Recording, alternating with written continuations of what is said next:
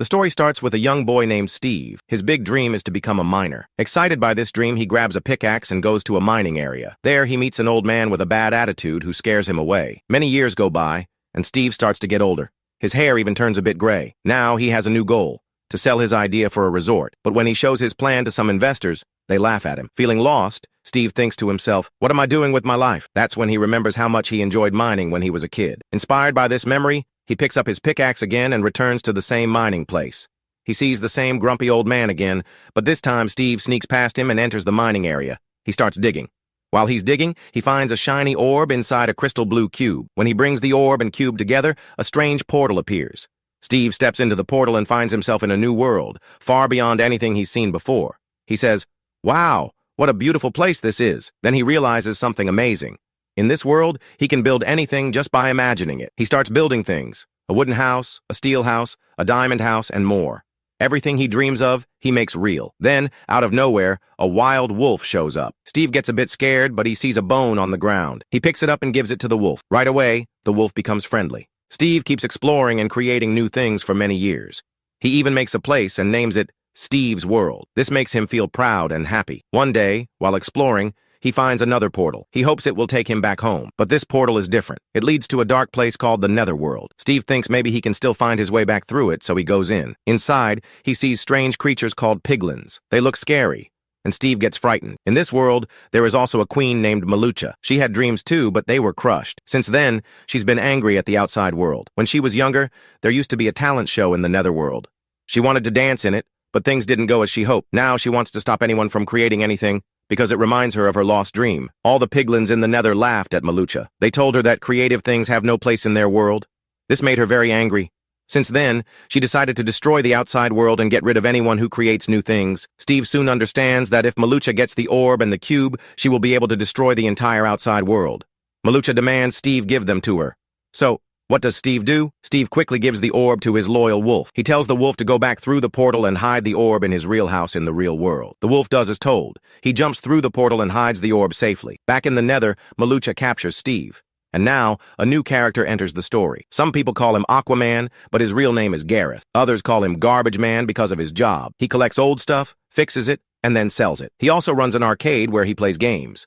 In fact, he's known as a great arcade game champion. But Gareth's life takes a bad turn. One day, a woman comes and gives him a notice. The paper says that because he hasn't paid his rent, he might lose his arcade shop. Gareth feels upset and worried. He thinks, "Where will I get the money now?" At that moment, one of Gareth's friends calls and says, "Hey, I've got some junk. Do you want to buy it? There are some gaming consoles in there too. If you keep them in your shop, maybe you'll make some money." Gareth likes the idea and goes to check it out. When the bidding starts, Gareth offers the highest price. He pays $900 and takes all the stuff. He hopes to find a game console inside the boxes, but when he opens one, he sees nothing special, just more junk. Then suddenly, the orb and cube fall out. This makes Gareth very angry at his friend for selling him useless things. Frustrated, Gareth gets into his car and starts driving back to his shop. But while he's driving, the car suddenly breaks down. At this point, let's meet two more characters, Henry and his sister Natalia. Sadly, their mother has passed away. They want to leave their old city and start a new life with a new business. They need a place to live, so they travel to a new city. There, they meet Dawn, a real estate agent. Dawn shows them a house, and it turns out to be Steve's old house. They decide to move in. Later, Henry leaves for school. On the way, he notices Gareth's arcade shop. Curious, he walks in and sees that it sells gaming consoles. He talks to Gareth, and they quickly become friends. After their chat, Henry tells Gareth he has to get to school and heads out. At school, Henry meets another new character, his school principal, Em Lin. The principal talks kindly to Henry and helps him feel better. She tells him it's okay and that he can join the class. Later, in art class, the teacher asks all the students to draw a banana and an orange, but Henry does something different. He draws a banana with a rocket attached to it. When the teacher sees it, he says, "Dude, what have you done?" The whole class starts laughing at Henry. Some students begin teasing him, saying, "Oh, are you a great scientist now?" Henry proudly replies, "Yes, I am a scientist." To prove it, he quickly builds a small rocket and shows it to the class. Then he takes it outside to test it on the playground. But some naughty kids secretly cut one of the wires. When Henry launches the rocket, it shoots up and crashes into the roof of a nearby office building. That building just happens to be where his sister Natalia works. The principal gets angry and tells Henry to call his guardian. Henry doesn't want to call Natalia because he knows she'll be really upset. So, trying to stay cool, he says he'll call Gareth,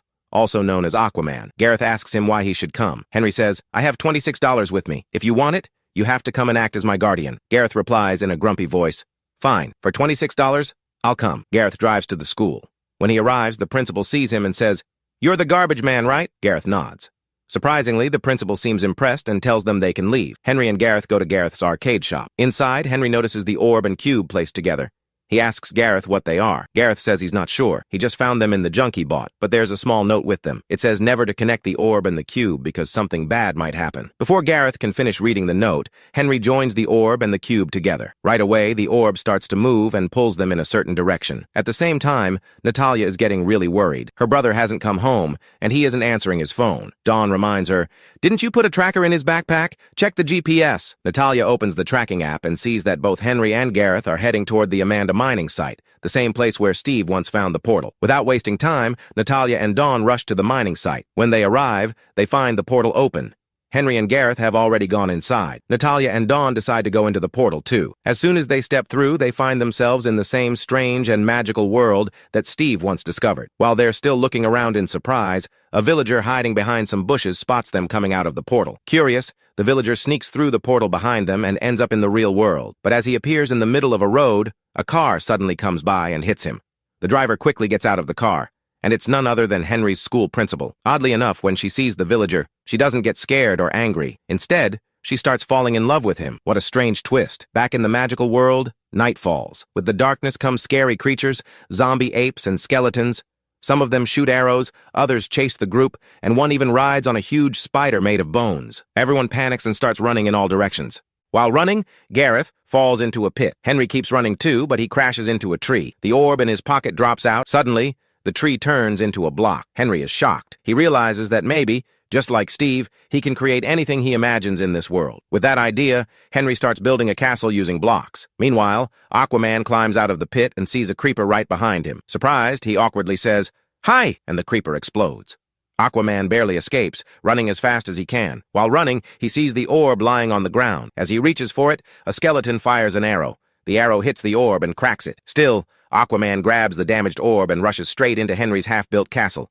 Zombies follow him inside. Soon, more zombies arrive and climb to the roof. Just when it looks like they're about to be overwhelmed, Steve suddenly appears and fights off all the monsters. He battles bravely and defeats them. By morning, the skeletons burn up in the sunlight and disappear. It's a powerful and heroic moment. Then Steve turns to the group and asks, "What are you doing here? How did you even get here? And where is my dog, my wolf that I gave the orb to?" Gareth answers, "I found this orb in a pile of junk. We accidentally put it together with a cube, and it led us here through a portal." Dawn adds, "If that's how we came here, maybe we can use the same way to get back." Henry interrupts, "But the orb is cracked now." Steve looks serious and says, "There's only one way to get a new one. It's inside the Woodland Mansion. But going there is almost impossible. It's really dangerous. Until we get a new orb, we can't go back home." The others say, "Well then, what are we waiting for? Let's go." Before heading out, they visit Steve's village. Steve shows them everything he has built and the inventions he's made. One of them is a lava chicken. He even sings a cheerful song, lifting everyone's mood for a moment. But far away, in the netherworld, Malucha is more furious than ever. She gives a potion to a piglin and tells it to bring back the orb and the crystal, no matter what it takes. Back in Steve's village, Steve shows his house to the group and also shows them a crafting table. He explains that if they put things on the table, they can use it to make new items. Steve then uses it to craft a sword. Gareth sees this and feels a little jealous. Henry, who is slowly becoming friends with Steve and is impressed, says he wants to make something too. Then Henry decides to build another item and ends up making a strong jump gun. At the same time, Natalia and Dawn go to a villager to find a map that shows the way to the Woodland Mansion. But just as they try to buy it, creatures from the Nether attack. The two of them run away quickly. While escaping, the group ends up near the Woodland Mansion. But to reach it, they must pass through a mining area. If they don't go through now, they won't be able to reach the mansion. There, they find a redstone mine filled with creepers and piglins hiding nearby. They also see a minecart. Steve, Henry, and Gareth all jump into the cart. Steve tells them that redstone will help the cart move forward fast. Just like that, they speed through the mine. After a big explosion, all the monsters are gone.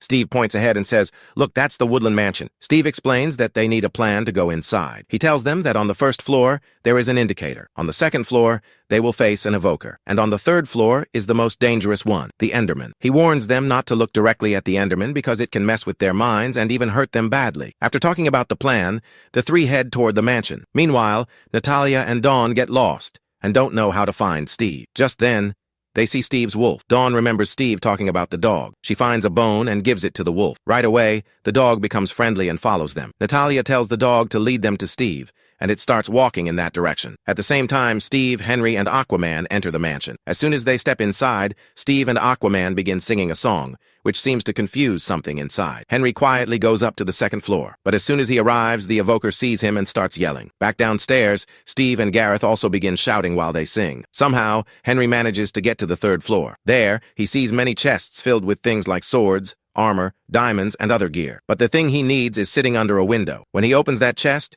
he finds the crystal he was looking for. It's called the Earth Crystal. He takes it and puts it in his pocket. Right then, the Enderman shows up. It tries to fool him by making him see fake images of Gareth, Steve, and even his sister. But Henry knows that this is a trick Endermen often use. Henry starts fighting the Enderman, and, after a tough battle, he manages to defeat it. From the Enderman, he gets an Ender Pearl. This pearl has the power to teleport him to any place. Downstairs, the Indicator enemies capture Steve and Gareth. They force them to fight a rare and dangerous creature, a zombie riding a chicken. But this isn't just any zombie. It's fast and strong. A wild fight breaks out. While that happens, Henry tries to reach the lower floor by digging quietly and moving carefully. When Henry finally gets down there, he sees that Steve and Gareth have already defeated the zombie chicken. They try to escape, but on a narrow bridge, they come face to face with Malgusa. She demands the Ender Pearl from them, but Steve and Henry think quickly. They sit on a cart to escape. Sadly, Aquaman gets stuck. He tells them to go ahead without him and promises to catch up. Malgusa takes the orb and the crystal from Aquaman. Suddenly, there's a huge blast. The cart goes flying, and Steve and Henry fall far away. When they wake up, they find Dawn and Natalia beside them. Meanwhile, Malucha begins to open a giant portal high up in the sky. As soon as she opens it, a massive army from the Nether starts coming through. Steve says they need to fight using everything they have. Henry draws something called an Iron Golem. They quickly build an army of Iron Golems, and a huge battle begins. Wearing his diamond armor, Steve charges at Malucha. But Malucha hits him with a strong attack that breaks his armor in one blow. Henry sees the orb on top of a tall hotel. He runs to get it. He puts the Ender Pearl into his jump gun and fires it, teleporting himself to the top. But the mobs below fire at him with a blast gun, and he starts falling from the building. As he's falling, Aquaman shows up on the cart and grabs Henry's hand just in time. It's an epic moment. Then Aquaman sends the cart crashing straight into the portal. The portal explodes, and the orb falls to the ground, separating from the crystal. This causes all the Nether monsters, mobs, and piglins to disappear. Steve also defeats Malucha in the fight. In the end, they all create a portal and return to their real world. And with that, the movie comes to an end. If you enjoyed this recap, please give it a thumbs up and make sure to subscribe to my channel.